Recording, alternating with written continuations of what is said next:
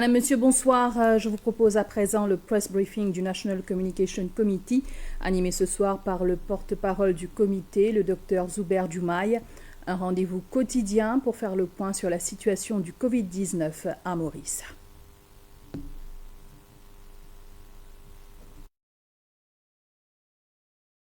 Mes chers compatriotes, bonsoir. Bienvenue pour nous Daily Press Briefing du National Communication Committee sur le Covid-19. Aujourd'hui, encore une fois, nous vous donnons une information concernant l'épidémie dans le monde et à l'île Maurice.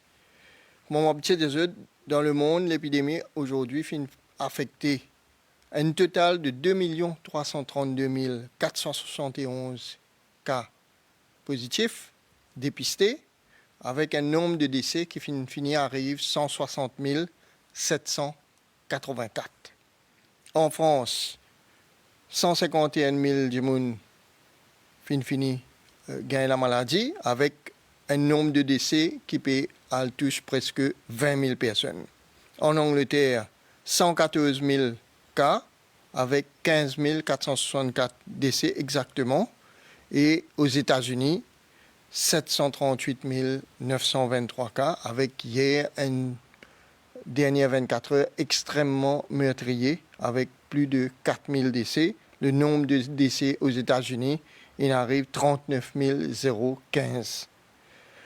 Dans l'océan Indien, à La Réunion, le nombre de cas à La Réunion, il arrive 407, Seychelles 11, Madagascar 120 cas positifs. Chez nous, à l'île Maurice, sur les dernières 24 heures, nous réalisons 561 tests. Et hier, nous annonçons un cas positif. Et aujourd'hui, nous gagnons dans un test que nous fait aux dernières 24 heures, nous gagnons 3 cas positifs. Ce qui fait que à Maurice, à ce jour, il y a 328 cas de COVID-19 positifs. Le nombre de décès reste à 9. Le nombre de patients en ICU, intubés, ventilés, toujours à 1. Le nombre de patients qui guéris de la maladie, considérés comme guéris, augmenté de 180 hier à 208 aujourd'hui. Ce qui fait que le nombre de cas actifs de la maladie est à 108. Nous avons donc 328 cas positifs de COVID-19 qui nous dépister depuis le premier cas qui nous se trouvait le 18 mars. Et le nombre de cas actifs à ce jour est chiffré à 108 cas. Le nombre de patients, de personnes en quarantaine comptant les passagers et le nombre de staff de l'hôpital qui peut récupérer est à 259 et il y en a toujours 3 quarantaines en opération. Nombre de passagers dans cette quarantaine-là, il y a 14. Situation dans les treatment centers, à l'hôpital INT, il y a 25 patients.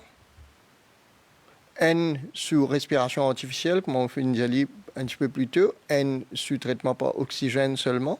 C'était sa patient qui est intubé, qui est amélioré, donc il n'est plus sous ventilation artificielle, il est seulement sous oxygène. À l'hôpital de Suyac, il y a 13 patients et c'est tout stable. Au centre de loisirs de Pointe-au-Piment, il y a 3 patients, c'est stable. Et dans les 3 hôtels dans le nord, il y a 52 patients dans un hôtel, 2 patients dans l'autre hôtel et 13 patients dans un troisième hôtel. Donc, ça 52, 2 et 13 patients dans 3 hôtels là, c'est ici, c'est presque pas symptômes. Je peux attendre un jour de traitement terminé pour que vous fassiez le premier test, puis deuxième test. Et pareil, comme les autres qui finissent gagner des charges, c'est ici, pour, si tout passe bien, regagner votre domicile au moment venu. Aujourd'hui, nous le 19 avril. Donc, nous commençons deuxième mois après qui nous finit dépister le premier cas. Je rappelle le premier cas. Les 3 premiers cas, nous avons dépisté le 18 mars. Et c'est après un mois d'évolution que nous finissons réalise 10 894 tests dans l'ensemble de la population sur 4 semaines. Donc, nous sommes en mesure aujourd'hui d'anticiper comment l'épidémie finit évoluer.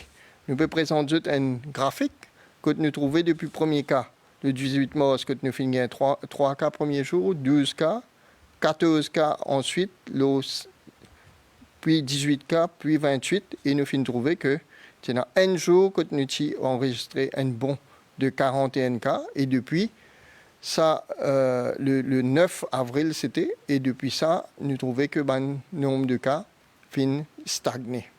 Et nous mettons un couvre-feu sanitaire au départ, puis nous finissons le gouvernement applique un sanitary curfew, donc c'était un couvre-feu sanitaire à partir du 20.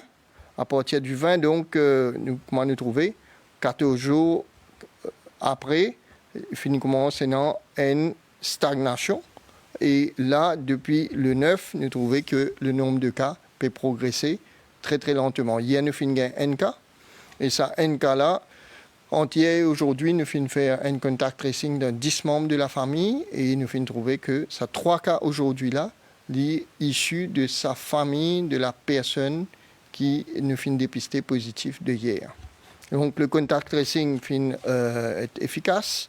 Et nous finissons trouver que nous finissons réussi retrace des gens qui potentiellement capable de contaminer avec un cas positif. Donc, ça couple là, il montrer que il y a une forme de stabilisation. Comme moi, je dire, c'est pas parce qu'il nous trouve une instabilisation que nous besoin dire que tout correct et à l'épidémie derrière nous. Loin de là, nous toujours besoin rester vigilants. Je vous présente l'autre graphique.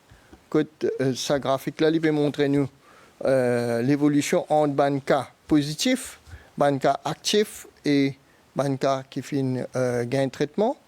Donc, la ligne en bleu, c'est le nombre de cas positifs qui évolue depuis le 18 mars, qui arrive à 328 cas aujourd'hui. Le nombre de cas positifs à 328 aujourd'hui. En jaune, maintenant, le nombre de cas actifs qui peut diminuer, puisque le nombre de cas actifs peut diminuer, puisque plusieurs patients peuvent réussir à être traités correctement. Et donc, ce qui fait que la ligne en bas est complètement, la ligne en rouge peut augmenter, et le nombre de cas traités peut augmenter. Donc, il arrive à 208 aujourd'hui. Ça donne l'idée exacte de ce qui peut passer au niveau de l'épidémie à Maurice. Donc, je vous présente un troisième graphique par rapport à la projection que l'OMS fait par rapport à nos pays, quand premier cas est dépisté. Et je me rappelle que ça, c'était une projection si pas applique aucune mesure sanitaire, pas applique aucun couvre-feu. Et comment se trouver les prévisions en termes de nombre de cas, si bien fini dépasse 1 millier si nous ne prenons pas de mesures à temps et si nous ne prenons pas de mesures qui bien. Donc aujourd'hui, à un mois de l'épidémie, nous avons 328 cas. Malheureusement, nous finissons 9 décès. Mais nous, au niveau du gouvernement, au niveau du Premier ministre,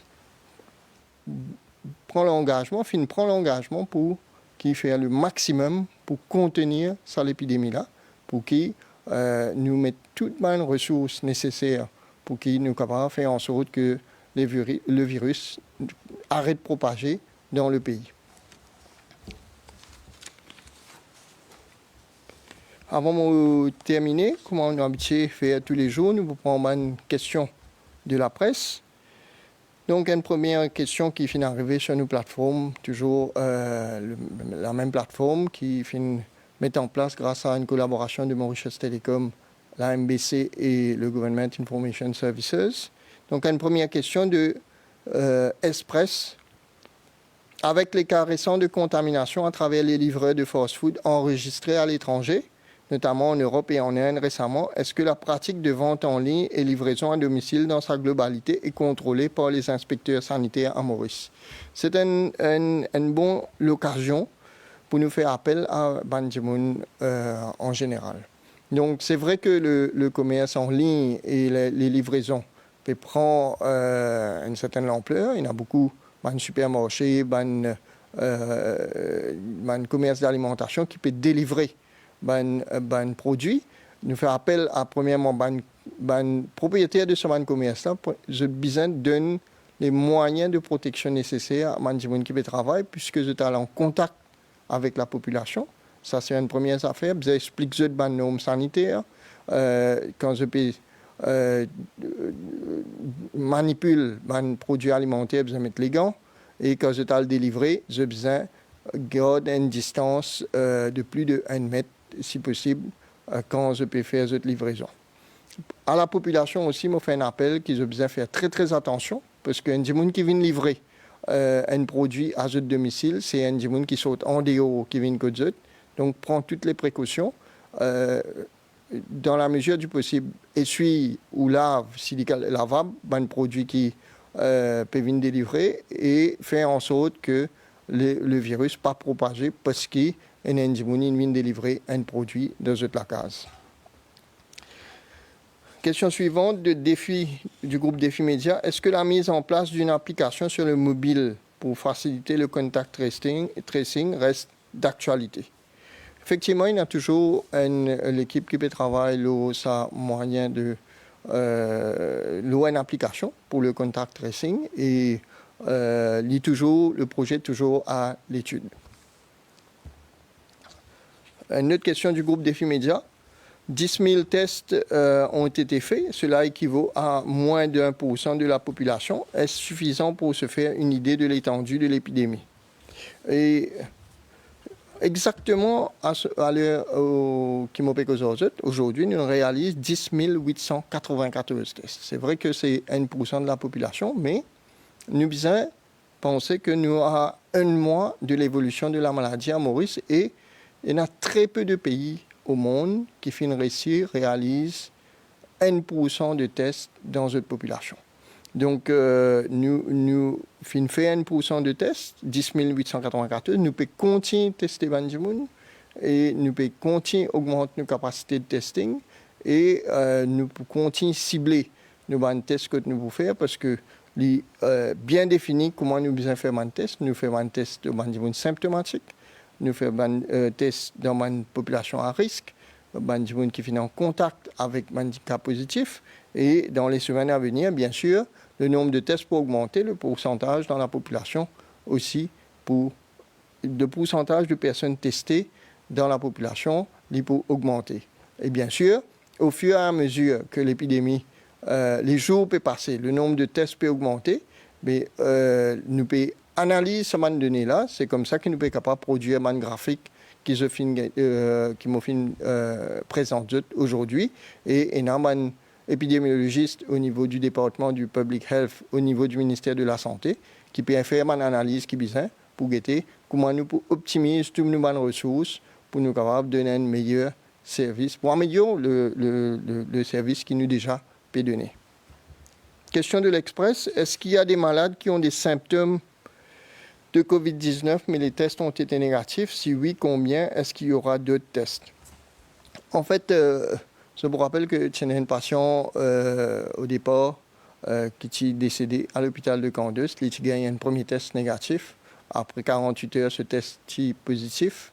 Donc, en fait, il y a une phase de la maladie que, malgré le fait qu'il y a le Covid, mais le test est capable négatif.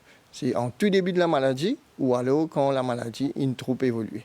Mais ça, un médecin qui préoccupe un patient au niveau hospitalier, je suis conscient de ça, je te connais, je vais suivre tout mon développement.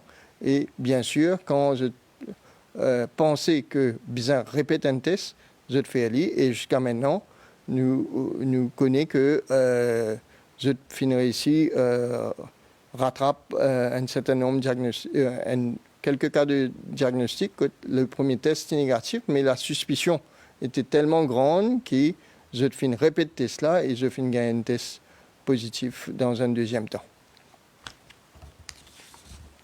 On prend une question de l'Express aussi. Sommes-nous préparés à faire face si jamais il y a une nouvelle vague de contamination après l'accalmie, comme ça a été le cas ailleurs? Effectivement, nous pouvons guetter un pays qui peut connaître une deuxième vague ou un nouveau foyer. Bien sûr que ici, le gouvernement, le Premier ministre, bien conscient de ça, nous nous préparer et pareil comment nous fin surveiller et nous fin prendre une mesure qui fin permettre stabilise le nombre de cas que nous peut gagner en ce moment, bien sûr. Nous pourrons nous garde tous les jours, chaque fois qu'il me paraît, me dire, pas parce qu'il nous gagne, pendant 5 jours, nous partis gagner un cas, après nous gagnons un cas, aujourd'hui nous gagnons 3 cas, qui nous besoin baisser la garde et me dire qu'il nous besoin rester extrêmement vigilant. Le virus, il est encore là, le virus il a frappé. À partir de un cas seulement, rappelle bien, à partir de un cas seulement en Corée, à partir de un cas en Chine, le virus finit propager, il fait beaucoup de dégâts. Donc, nous devons rester vigilants, nous devons continuer à garder l'habitude d'hygiène qui nous finit à prendre sur les 4 dernières semaines, continuer à appliquer, même pour après, parce que même quand le virus est là pendant quelques temps encore, parce que il y a un pays qui est extrêmement affecté et que devant, nous pouvons capables de regagner encore un cas. Donc, nous devons continuer à adopter une bonne manière que nous finissons adopter pendant ces 4 semaines. Une question de la rédaction de la MBC. Est-ce que tous les patients guéris ont été traités au chloroquine et quel suivi est fait une fois qu'ils quittent l'hôpital pour s'assurer qu'ils ne présentent plus de symptômes? Donc en fait, effectivement, jusqu'à maintenant, tous nos bons patients font chloroquine et un autre antibiotique qui appelle azithromycine. Et nous gagnons jusqu'à l'heure 208 patients qui nous considèrent comme guéris. Et nous suivons le développement au niveau international pour guetter que qui les professionnels peuvent faire dans les autres pays par rapport à ces médicaments-là. Et quand un patient quitte l'hôpital, il y a un suivi qui continue à faire du département de Public Health.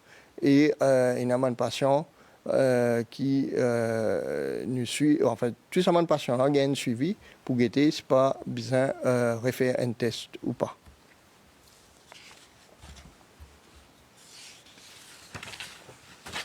On prend une dernière question de Iron News. À part ça, SDF positif qui finit décédé là, tout test l'homme SDF finit négatif jusqu'ici. Est-ce qu'ils ont fin réussi à déterminer comment et par qui ça là, ça SDF qui finit décédé là, capable fin contaminé? En fait, ça personne qui est décédé, qui nous qualifié comme SDF, l'enquête de la police finit révélé qu'il tenait un domicile, il réussit à retracer ce domicile, fin réussi à tester un membre de sa famille. Et par contre, il y a un monde qui circulait beaucoup et probablement il fait gagner ça pendant qu'il circulait dans la région pôle-louisienne. Et la police, grâce à une collaboration de la police, fin réussi faire l'enquête dans tous les milieux des bonnes personnes sans domicile fixe à pour lui et le ministère de la Santé fin assuré qu'ils ont tout fin gagner un test, nous pas fin gagner aucun cas positif dans ce milieu-là depuis qu'il nous fait faire un test. Mais l'enquête peut continuer pour guetter s'il y a des autres gens qui sont capables de venir en contact, mais nous rassurer que la famille de cette personne décédée pas contaminée et tout les gens qui potentiellement ne pensaient qu'ils sont capables de venir en contact, fin tester jusqu'à l'heure. Donc ceci c'était le daily press briefing du National Communication Committee sur le COVID-19, aujourd'hui du studio de la MBC. Avant de terminer, je rappelle les bonnes consignes. Nous avons un cas positif après 5 jours d'accalmie hier, 3 cas liés au cas positif de hier suite à contact tracing. Donc, nous avons 328 cas positifs aujourd'hui. Le nombre de cas guéris a augmenté à 208. Et donc, je remercie les autres pour votre attention et je vous dis bonne soirée. À demain pour un Daily Press Briefing à la même heure. Merci beaucoup.